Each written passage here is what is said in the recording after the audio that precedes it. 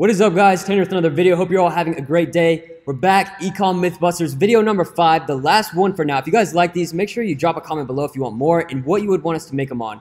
So this one's again with Noah, the Facebook ads legend. This one we're going to be talking about some really interesting stuff, scaling with Facebook Mythbusters. So let's go ahead and get on the computer and get into the first one.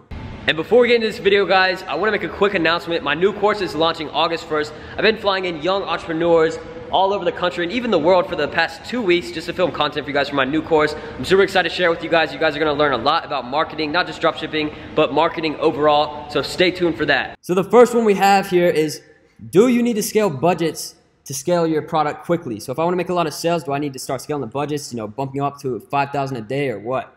Nah, the truth is, I mean, just looking at what I've done, like, I've always just done $5 per day ad sets. I usually don't scale ad sets until we're like already at 6 figures. Like, yeah, it's kind of weird to hear that when you hear everybody talking about scaling budgets. But like, just keeping it real with you, like, I took a store from $100 per day to $5K per day in a span of 30 days with only $5 a day ad sets. Like, and I've taken like numerous stores up to 1K a day, 2K a day, just with $5 a day ad sets. I rarely mess with budgets.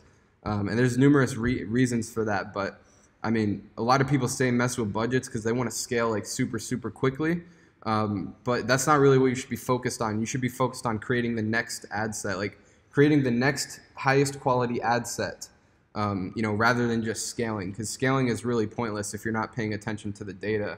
That's the difference. Like, most people, they'll just scale the budget, and for me, I'm more like, where can we make more money? Like, I'm looking at things. Just getting the lowest cost per purchase, and then once you get that and you start getting data and stuff, then you start to create different ad sets, a little bit of a higher budget.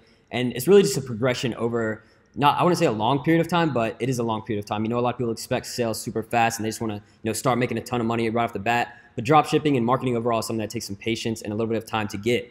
So let's go ahead and go to the next one.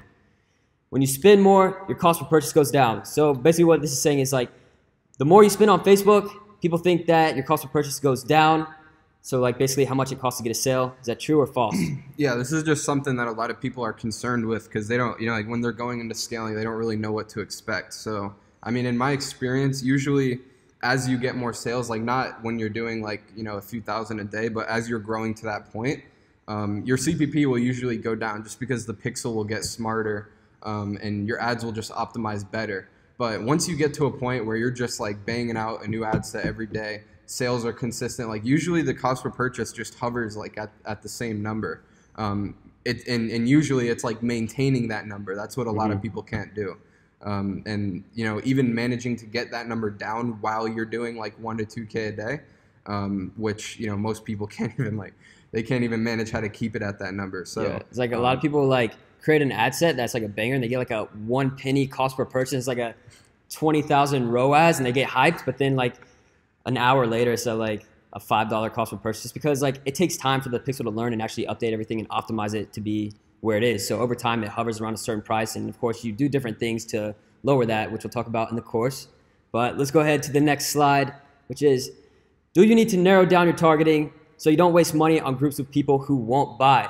So do I need to do that? Is that true or false? This is a funny one. So this is like the only person who says that you need to narrow down your targeting is worried about like little things. Because if you go into any of my 6-figure stores, like stores that have made thousands of sales, and you look at the actual data, like you break it down and you look at like what age groups are buying, what genders, I don't narrow down by age. I don't narrow down by gender. The only thing that I narrow down by is country. That's literally the only thing. But if you look at it, like, if females are buying the product, it would make sense, right? Like, somebody would tell you, narrow down by female, like only target female. But if you look at that ad account, like, it literally has spent like $400 on females and it's profitable. I mean, it spent $400 on males and it's profitable, where with females, it spent like 30 grand. So like, what would you say? Let's say, it's doing better with females. So would you say maybe just, duplicate the ad set or make a separate campaign for females only, but also leave on the one that's targeting both? No, that's the thing. I don't even mess with it. Like, I see that Facebook optimizes better with bigger audience sizes. Like, the pixel is like a brain. Like, they literally built that thing to like go out there and find what you're looking for. Like, when you're creating an optimization, Like when you're saying like, hey, I want add to carts, I want purchases, I want this, I want that, they're literally going to put the ad in front of the people who are most likely to do that. Facebook is very smart. So if, like for me, for example, like it spent 30 grand on females and I never narrowed down by female. That was with the ad set on male and female. Facebook is just smart enough to realize that like females are buying, so they only spend money there. Yeah, so you don't really need to mess with it at all. Like Facebook knows what it's doing, and it'll eventually optimize to what's making the most money for you with the lowest cost per purchase. Right. So let's go ahead and go to the next one. Do you need to make a ton of ad sets to scale? No. This is like, I see a lot of people scaling. They'll make like 50 new ad sets a day, or I mean 50 might be too high, but like even 10, yeah, he makes it. But like even 10, 20, whatever, like the reason why I don't do that is just because I've always scaled stores by only creating one ad set per day per campaign. So you can have numerous campaigns. I just found out that Facebook optimizes better when you just do one thing at a time, because it'll just put all of its focus into that one thing. The store that I was talking about earlier that I scaled from $100 a day to $5K a day in a 30-day window, I only created one ad set per day, and they were all at $5 a day. So I basically did the complete opposite of what somebody would tell you to do. But that's just the way that I do things, and you know, it sounds like it would be very slow. Like creating one ad set per day is slow. Yeah. It's too slow. Like, you know, 30 days later we're doing 5K a day. You know, like it wasn't slow at all. It was actually really fast. Honestly, it's just a progression thing. You know, it's not like you're gonna make a ton of money within a day or a week, whatever. You have to let it progress over time. It's like a kid growing up. You know, it takes time for them to learn how to walk, to talk, to ride a bike, all that kind of stuff. So it's sort of the same analogy kind of thing. Right. Let's go to the next one.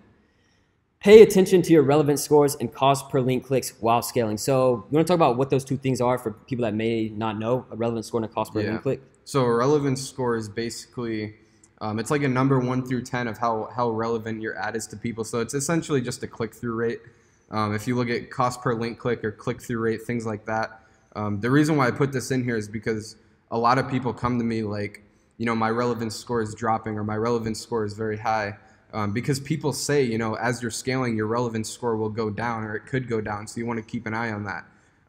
When I set up my columns, like when I'm looking at the data, I don't think I've ever looked at relevance score. I don't think I've ever looked at cost per link click. Not a single time. Yeah, so really you're just focusing on what is really making you the money. You know, the cost per purchase and the ROAS, which is the return on your ad spend. Yeah. Because those are the two main important things. You know, the relevance score and the cost per link clicks, you know, that's cool, whatever. But like in the long run, not even in the long run, just overall, it doesn't really make sense to pay attention to that. You want to focus on the things that are actually making you profit. It's very simple, man. Results will come where your focus goes. So put your focus on the money, this cost per purchase and the ROAS. That's where the money is. So that is it for this video, guys. Hopefully you enjoyed it. Mythbusters episode number 5, scaling with Facebook ads. If you want more of these, drop a comment below. We'll make it happen. So make sure you go follow Noah on Instagram. I'll drop his link in the description below. Go check it out. So that's going to be it for this video, guys. Hopefully you enjoyed it. Make sure you leave a like, comment, and subscribe. Peace.